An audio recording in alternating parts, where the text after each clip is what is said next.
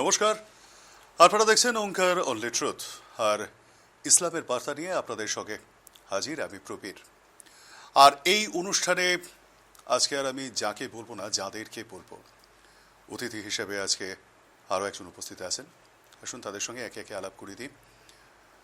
উপস্থিত আছেন আর 5টা দিন যিনি আমাদের মাঝে উপস্থিত থাকেন, তিনি হযরত মুহাম্মদের বংশধর, 35তম বংশধর এবং অল ইন্ডিয়া মাইনরিটি ইউনাইটেড কাউন্সিলের চেয়ারম্যান, খানকা শরীফের পীর সাহেব সৈয়দ শাহ আতিফ আলী আল কাদেরি, যিনি একই সঙ্গে ভারত সম্মানও পেয়েছেন এবং আরও বিভিন্ন সংগঠনের সঙ্গে জড়িত ওতপ্রোতভাবে তাদের মাথায় রয়েছেন। সে কাদেরি সাহেবকে আমাদের অনুষ্ঠানে স্বাগত। রয়েছেন আরও একজন, শ্রীরামকৃষ্ণ আশ্রমের জেনারেল সেক্রেটারি, যিনি মধু মহারাজ নামে সকলের কাছে সর্বাধিক পরিচিত, সেই স্বামী শারদাত্মানন্দজি মহারাজ, তাকেও আমাদের স্টুডিওতে আজকে স্বাগত। আমরা, আপনাদের নিশ্চয়ই মনে আছে যে গত সপ্তাহে একটা মারাত্মক ধরনের প্রশ্ন করে অনুষ্ঠানটা ইতি টেনেছিলাম। আজকে ঠিক সেই জায়গা থেকেই শুরু করব। আলোচনা প্রসঙ্গে উঠে এসেছিল যে ইসলাম ধর্মের যে সমস্ত মানুষজন আছেন তারা গোমাংস ভক্ষণ করেন। হ্যাঁ, ঠিক কথা, কিন্তু আমরাও ভক্ষণ করি আমাদের মতন করে, কেউ পাঁঠার মাংস, কেউ বা মুরগির মাংস, যারা মাংস ভোজন করেন তারা। আমরা যখন দোকান থেকে পাঁঠার মাংস বা খাসির মাংস বা মুরগির মাংস নিতে যাই, তখন তারা কিন্তু সেটাকে হত্যা করছে, কাটছে, যেভাবেই কাটুক না কেন, এবং তারপরে আমাদের হাতে সেই কাঁচা মাংস তুলে দেয়, আমরা তারপর সেটা বাড়িতে এসে রান্না করি। অনুরূপভাবে একই রকমভাবে বিভিন্ন দোকানে, যে সমস্ত দোকানে গোমাংস পাওয়া যায়, তারাও সেই কাঁচা মাংস সেখান থেকে নিয়ে আসেন, বাড়িতে রান্না করে থাকেন। এই বিষয়ে কোনো রকমভাবে কোনো দ্বিমত নেই, কিন্তু দ্বিমতটা রয়েছে একটা জায়গায়, যে আমাদের যে দোকান থেকে আমরা মাংস কিনি, সেই মাংস বিক্রেতা তারা সেই ছাগল বা খাসি বা মুরগিকে হত্যা করেন, কিন্তু ইসলাম ধর্মের যে সমস্ত মানুষ যারা দোকান থেকে গোমাংস কেনেন, সেইখানে বা যিনি বিক্রি করছেন গোমাংস, তিনি গরুকে হত্যা করেন না, কুরবান করেন। এটা উঠে এসেছিল আলোচনা প্রসঙ্গে। তো এইটা নিয়ে আমি একটা প্রশ্ন রেখেছিলাম যে কেন গরুকেই কুরবান করেন? কাদেরি সাহেব, আপনাকে যেটা জিজ্ঞেস করবো, কেন গরুকেই কুরবান করেন আপনারা? সেখানে ছাগল হতে পারে, ভেড়া হতে পারে, মুরগি বা মাছ, এগুলো তো উৎসর্গ করা যেতে পারে, সবই তো আল্লাহ নিয়ে থাকেন। গরুকেই কেন ভক্ষণ? প্রসঙ্গটা উঠছে এই কারণে যে 1 নম্বর পয়েন্ট আপনি যেটা বলেছিলেন যে আমরা গরুকে কুরবান করি, হত্যা আমরা করি না। আরও একটা বিষয়, দীর্ঘদিন ধরে হিন্দু মুসলিম আমরা সবাই গায়ে গা মিলিয়ে রয়েছি, ইনফ্যাক্ট আজও রয়েছি। তবু কোনো কোনো জায়গা থেকে ইতিমধ্যেই প্রশ্ন উঠেছে। শুধু প্রশ্ন ওঠাই নয়, আমরা দেখেছি যেখানে নিরপরাধ একজন মানুষ তার ফ্রিজে রাখা মাংস, সেটি গোমাংস আছে ঠিক এই গুজবে একজনকে হত্যা করল। সেটাতে গোমাংস, এটা প্রমাণটা মানে পেল থেকে। আবার আর এটাও ঠিক, যে ছেলেটা সংযমের মাস আমরা জানি যে রোজা করছে, সে যাচ্ছে যখন ট্রেনে করে, তার নতুন জামা কাপড় পরবে ঈদে, তার আগে সেখানেও তাকে হত্যা করলো। কেন না? সে নামাজ পড়ে এবং সে গোমাংস ভক্ষণ করে, তাই জন্য। অথচ সেই সময় একেবারে যাকে বলা হয় তার দাদার সঙ্গে বেরিয়েছিল মার্কেটিং করতে। জুনেইদ ছেলেটির নাম, মাত্র 16 বছর বয়স। নিষ্পাপ, যাকে মানে নিষ্পাপ ইন দ্য সেন্স একদম মানে সেই সময় কোথাও কোনো জায়গাতেই সে জড়িত ছিল না, সে আমাদের সঙ্গেই, আমাদের মতনই একজন প্যাসেঞ্জার হিসেবে প্যাসেঞ্জার ট্রেনে যাচ্ছিল। তো যাকে এই ঘটনা ঘটেছে। এখন প্রশ্ন হলো গিয়ে যে এত যখন ঝামেলা হচ্ছে, ঠিক আছে গরুকে নিয়ে, তাহলে আপনারা গরুকেই কেন কুরবান করেন? কি আছে তার মধ্যে? এটা বলছি, সমস্ত ভিউয়ার্সকে আমার আন্তরিক আদাব ও দোয়া জানিয়ে বক্তব্য শুরু করছি। দেখুন, বিষয়বস্তুটা হচ্ছে যে আমরা কুরবানি করি, যেটা আমি বিগত অনুষ্ঠানেও আপনাদেরকে বলেছি, আমরা কিন্তু হত্যা করি না, আমরা কুরবানি করি। কুরবানি অর্থাৎ স্যাক্রিফাইস। কুরবানি মানে ত্যাগ, ত্যাগ স্বীকার করা, স্যাক্রিফাইস করাটা হলো কুরবানি। ওটা কিসের স্বার্থে? ইসলামের স্বার্থে। এবারে আপনার বক্তব্যটা হচ্ছে যে আমরা গরুর পরিবর্তে আমরা খাসি করতে পারি, ছাগল করতে পারি, যেটা আপনার বক্তব্য, সেটাও করা যায়। বিষয়টাকে ভালো করে বুঝতে হবে যে গরুর, ছাগল, খাসি এগুলো সবই কিন্তু অ্যালাউড, ইভেন দুম্বা, উট। কিন্তু আপনাকে আগে এটা বুঝতে হবে যে আমরা যে দেশে বাস করছি এখানে দুম্বা অ্যাভেলেবিলিটি রয়েছে? সেরকম নেই। উটের অ্যাভেলেবিলিটি আছে? উট কি সেভাবে আমরা দেখতে পাই না। যার জন্য উট বা দুম্বা সেভাবে পাওয়া যায় না, যার জন্য আমরা গরুটাকে প্রেফার করি। যেহেতু যে সমস্ত হালাল পশু রয়েছে, যে সমস্ত খাবার উপযুক্ত জিনিস রয়েছে, হালাল পশু রয়েছে, তার মধ্যে গরুটাও ওয়ান অফ দেম, তার মধ্যে গরুটাও একটা।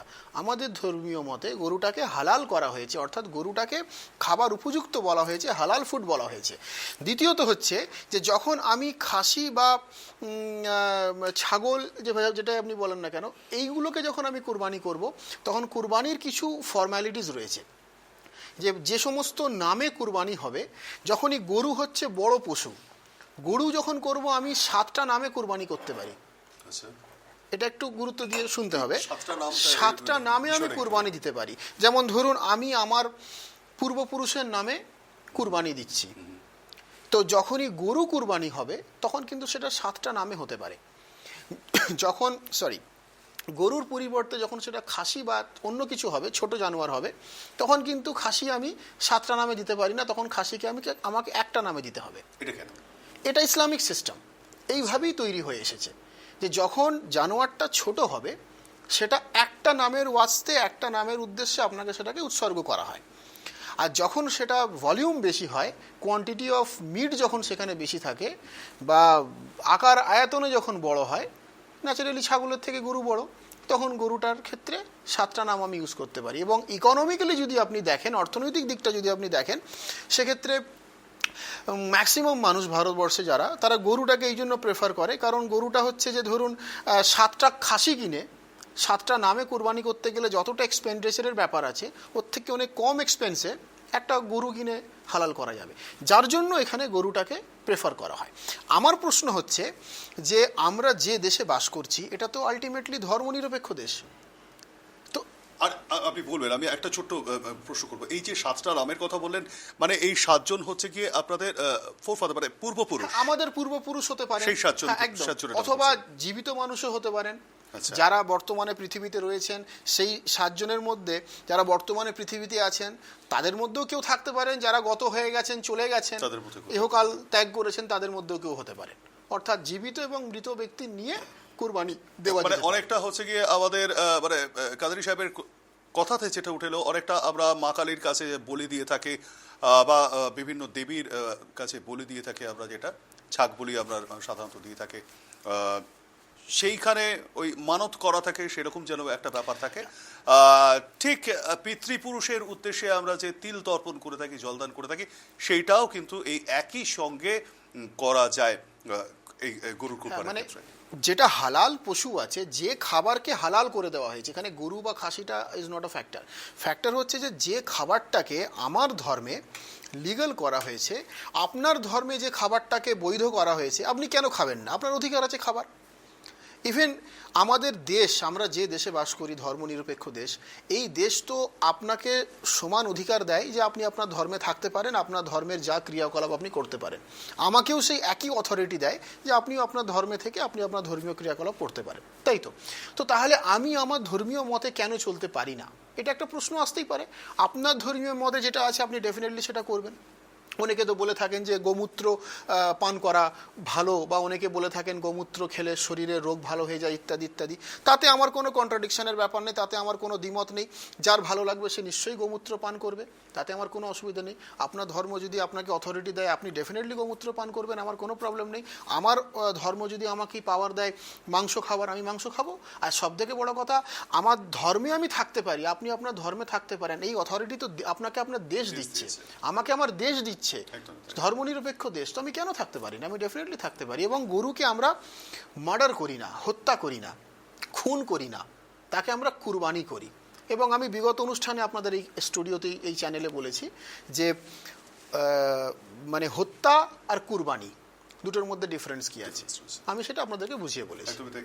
স্বামীজির কাছে চলে যাব। স্বামীজি, আমরা আমাদের আলোচনায় যেগুলো উঠে এসছে বিগত দিনে, যেটা কাদরি সাহেব আমাদেরকে জানিয়েছেন, যে এই যে গোটা বিশ্বজুড়ে যে সন্ত্রাস হচ্ছে, সেই সন্ত্রাসের অনেকগুলো জঙ্গি সংগঠনের নাম রয়েছে। কখনো আমরা দেখছি আইসিস, কখনো লস্কর-ই তৈবা, কখনো ইন্ডিয়ান মুজাহিদিন বা বাংলাদেশ মুজাহিদিন, যেটাই কিছু হোক না কেন, এরকম বিভিন্ন জঙ্গি সংগঠনের নাম জড়িয়ে যাচ্ছে। প্রত্যেক কটা ক্ষেত্রেই দেখা যাচ্ছে যে তারা, অর্থাৎ এই জঙ্গিরা পার্টিকুলার একটি ধর্মের, এবং তারা ইসলাম ধর্মের মুসলিম, এবং তারা যে হুডিং ফুডিং দিচ্ছে, আমরা দেখেছি যে প্রকাশ্যে যে সমস্ত ভিডিওগুলো এনেছে, সেখানেও গলা কাটছে পেছনে উর্দু ভাষায় লেখা। কাদরি সাহেব কিন্তু বারে বারে এই বিষয়গুলোর নিন্দা করেছেন, এই জঙ্গি সংগঠনগুলির নিন্দা করেছেন বারবার, এবং বারে বারে এটাও তিনি জানিয়েছেন যে একটাই ধর্ম হওয়া উচিত আমাদের প্রত্যেকের, সেটা হলো কি আমরা মানুষ, আমাদের মানবিকতা থাকা উচিত, মানব ধর্ম। আমাদের এই দেশ ভারতবর্ষে বিগত কয়েকটা বছরের মধ্যে এই ঘটনাগুলি ঘটেছে, যে ইখলাক থেকে শুরু হয়েছে, জুনেইদ হয়েছে, আরও অনেকের নামই এর মধ্যে জড়িয়ে গিয়েছে, এবং তাদেরকে প্রায় বিনা কারণে হত্যা করা হয়েছে, কখনো গুজবের বশে তাদেরকে হত্যা করা হয়েছে, এবং যারা করছে তারা গো রক্ষা কমিটি এই একটা নাম দিয়ে তারা এটা কাজটা একের পর এক করে চলেছে। স্বামীজি, আপনি একটি ধর্মের রিপ্রেজেন্টেটিভ, সেটি হিন্দু ধর্ম, সেখানে দাঁড়িয়ে আপনি কি বলছেন? দেখুন, হিন্দু ধর্ম অতি প্রাচীন, যেটা আমাদের সনাতন ধর্ম বলেই অভিহিত।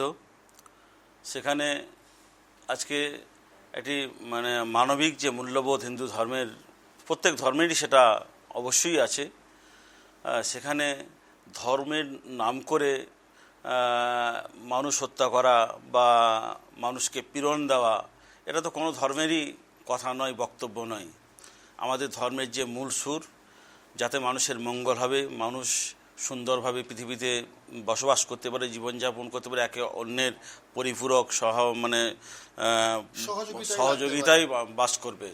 আমাদের দেশ নানা ধর্ম, নানা বর্ণ, নানা ভাষা, নানা মত, একটা মানে বিশাল দেশ এই ভারতবর্ষ।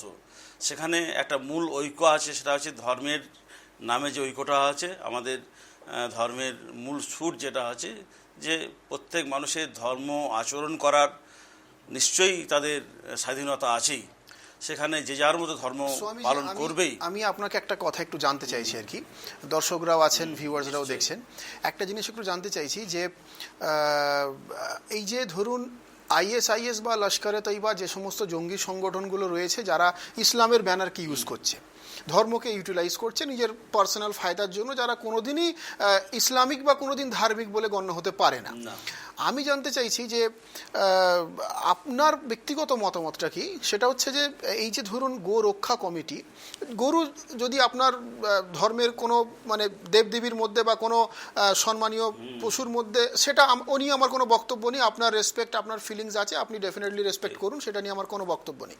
কিন্তু বক্তব্য হচ্ছে যে এই গরুকে রক্ষা করতে গিয়ে মানুষ তো শ্রেষ্ঠ জীব, নিশ্চয়ই মানুষ হত্যা করা হচ্ছে, এই জায়গাটাকে আপনি একজন ধর্মীয় লিডার হিসাবে এটাকে আপনি কিভাবে দেখছেন? মানে কোন ধর্মীয় মতবাদ, বিশেষ করে আমরাও এটাকে গোরক্ষার নাম করে মানুষ হত্যা করা, এটা তো আরো বড় অপরাধ। এটাই আমি বলতে চাইছি। আমি একটা ছোট্ট একটা ঘটনা বলছি।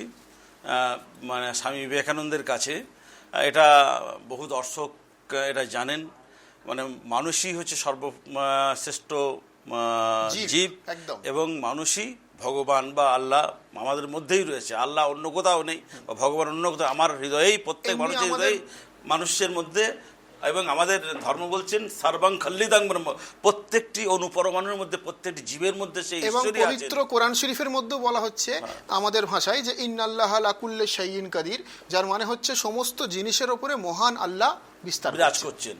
এটা বিরাজ করে আছে। আপনার ধর্ম মানে আপনার ভাষায় সেটা আলাদা বলছে, হ্যাঁ, আমাদের ভাষায় কিন্তু মূল একই principle-টা বক্তব্য, একই। মূল প্রিন্সিপালটাই এক। একদম একদম হ্যাঁ, যেটা শ্রীরামকৃষ্ণদেব খুব সাদা বাংলায় বলছেন। ঠিক, ঠিক। বলছেন যে পুকুরের চারটে ঘাট, চারটে ঘাটে চার রকম জাতি বা চার রকম ধর্মের মানুষ বাস করছে।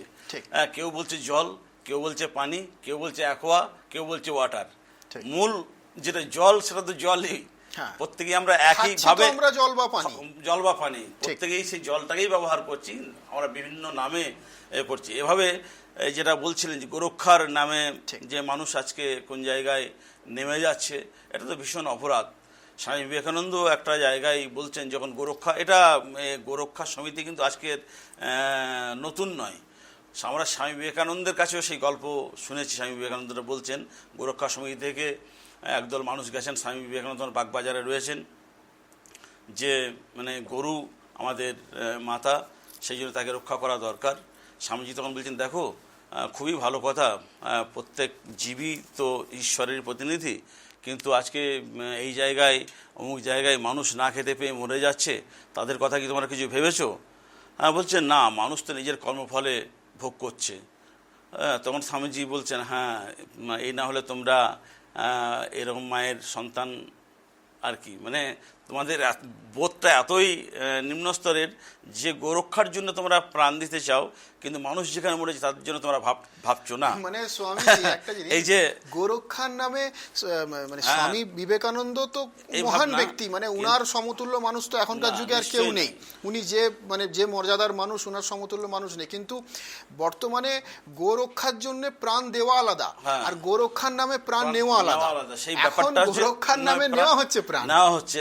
তো এই জায়গায় তো মানে অপরাধটা কোন জায়গায় চলে সেটাই গেছে, খুব মানে সেটা ভীষণই অপরাধ। সেটা আমরা কেউই সমর্থন করি না, কারণ যারা মানে ধর্মকে রক্ষা করতে গিয়ে আর একটা নতুন করে অধর্ম তৈরি করছে, এটা ধর্মের তকমা তাদের দেওয়ার কোনো অধিকারই নেই।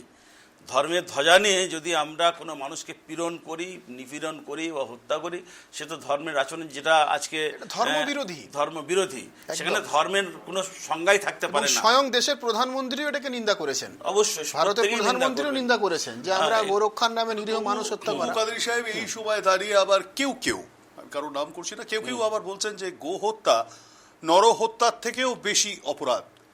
এরকমও কিন্তু বিভিন্ন জায়গায় এরকমও শোনা যাচ্ছে। এটা হচ্ছে দেখুন, ধর্মকে আমরা চিরকালই আমাদের সুবিধার্থে ব্যবহার করে এসেছি।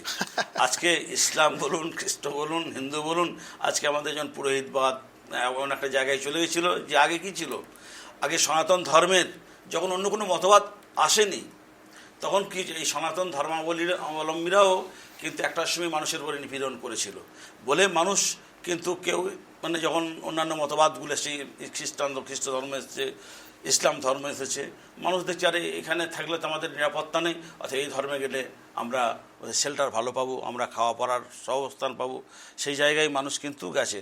প্রত্যেক ধর্মের নাম করে, ধর্মকে ব্যবহার করে মানুষ তার নিজের সুবিধার্থে সেই ধর্ম মতবাদটাকে বিকৃত করেছে। অর্থাৎ যেটা আপনার মূল বক্তব্য, আমারও কিন্তু একই বক্তব্য, হ্যাঁ, যে সেটা লস্করে তৈবা হোক বা ISIS হোক অবশ্যই বা গোরক্ষা হোক, যেই হোক না যে কেন, কমিটি তৈরি হোক না কেন, সেটা যদি ধর্মকে হাতিয়ার বানিয়ে নিজের পার্সোনাল ফায়দার জন্য কেউ সেটাকে ইউটিলাইজ করছে, সে জায়গায় কিন্তু আমাদের মতো আপনার মতো মানুষকে আগিয়ে আসতে হবে। কারণ আমরা হচ্ছি নন পলিটিক্যাল মতবাদটাকে, আমরা তো কোনো ব্যক্তি মতবাদ নিয়ে চলতে বাধ্য নই। একদম।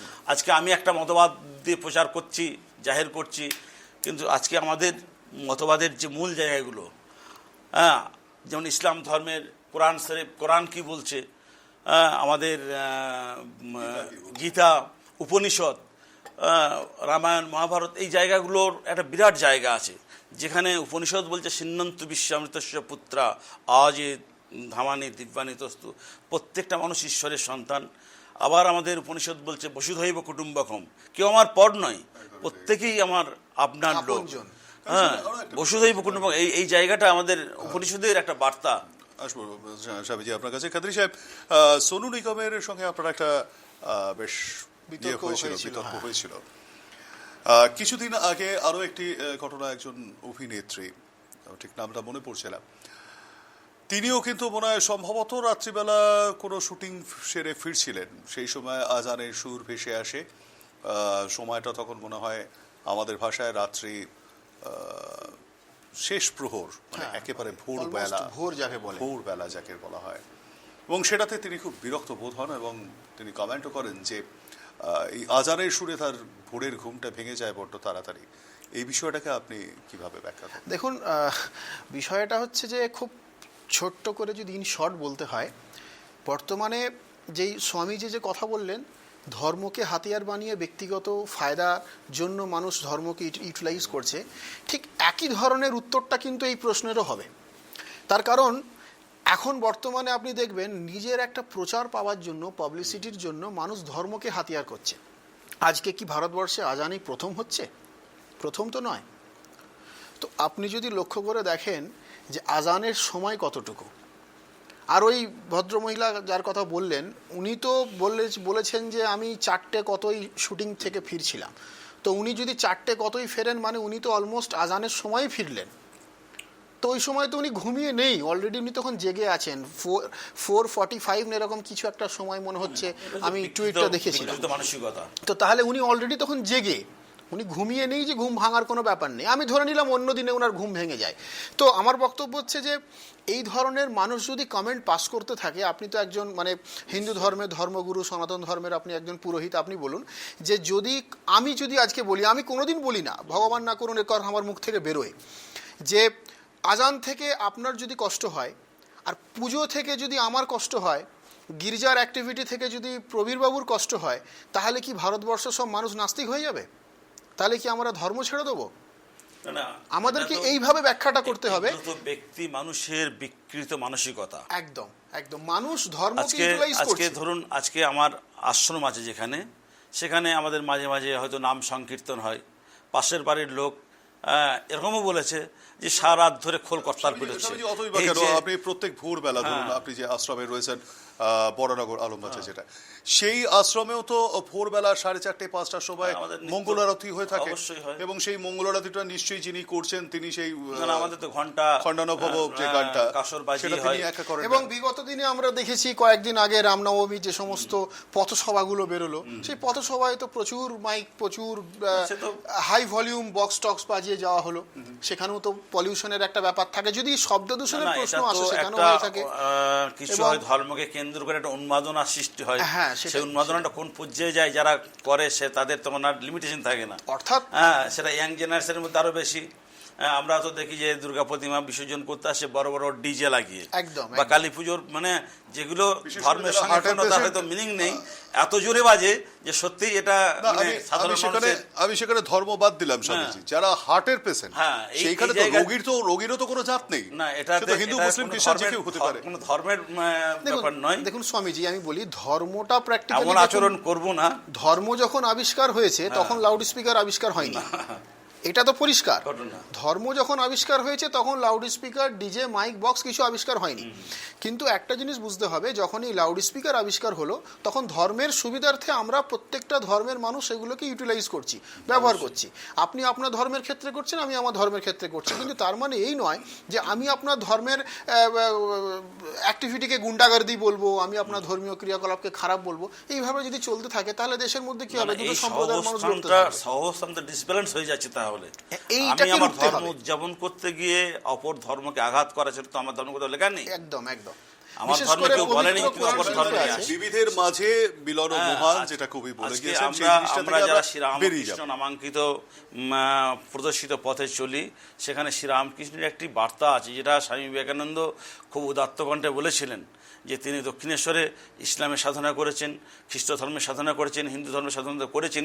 তিনি দেখলেন সব ধর্মের সারবত্তা এক, এবং সকলকেই বলেন তোমার প্রত্যেকের যদি নিজ নিজ ধর্ম পালন করে সেটাই হবে একটা সুন্দর। এবং পবিত্র কোরআন শরীফেও কিন্তু একই কথা বলা হচ্ছে যে লাকুম দীনুকুম ওয়ালিয়া দিন, আপনি আপনার ধর্মে থাকতে পারেন, আমি আমার ধর্মে থাকতে পারি। ঠিক স্বামী বিবেকানন্দ এই কথাটাই বলছেন যে একজন মুসলমান ভালো মুসলমান হবে, একজন খ্রিস্টান ভালো খ্রিস্টান হবে, একজন হিন্দু ভালো হিন্দু হবে, তাহলে সেখানে আর কোনো গোল থাকতে পারে না। একদম, এটাই কিন্তু আমি আমার ধর্মটাকে বড় করতে গিয়ে অপরকে ছোট করবো, মানে আমি আমার ধর্মকে অপমান করছি। একদমই তাই, একদমই তাই। স্বামীজি, আমাদের সময় প্রায় শেষ হয়ে যাচ্ছে।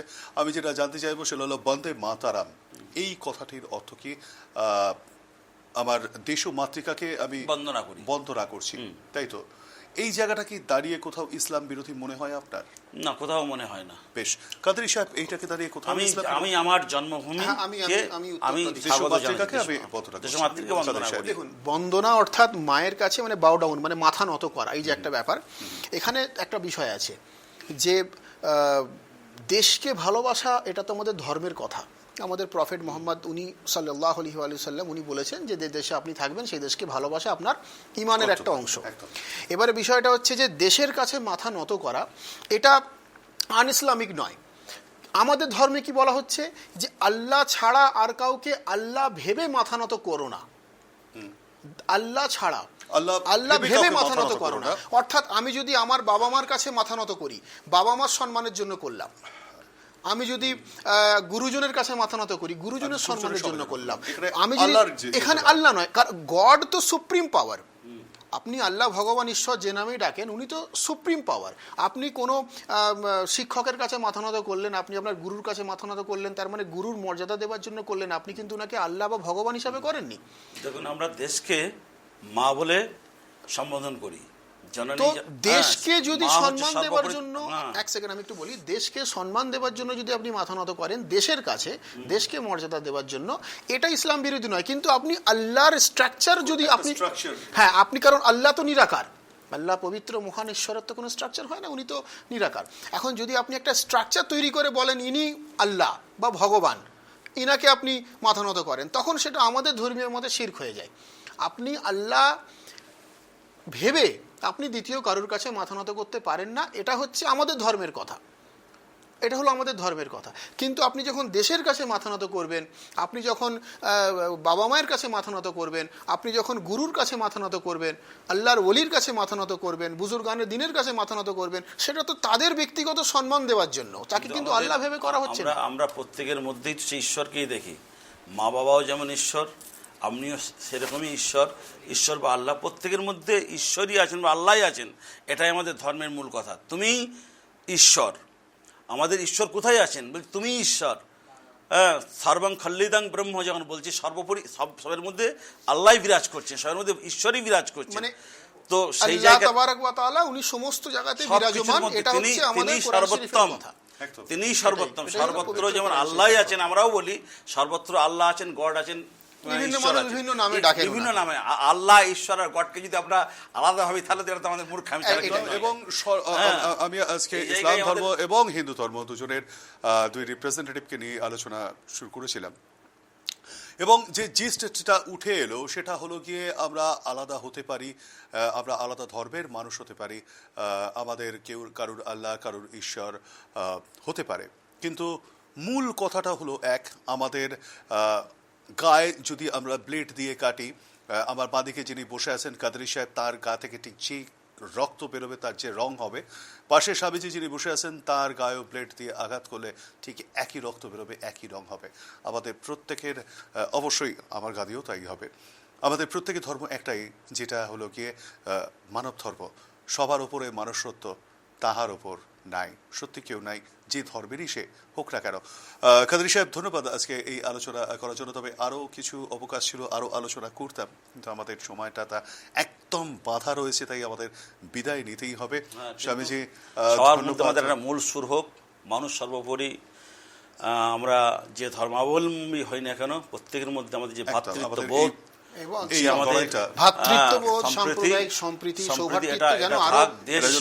এবং এই আলোচনা হলো, অবশ্যই আরো অবকাশ ছিল, আমরা পরের দিন আবার করবোই আশা রাখি। ধন্যবাদ কাদরী সাহেবকে, ধন্যবাদ স্বামীজিকেও। আজ এ পর্যন্তই, দেখতে থাকুন আপনার চ্যানেল।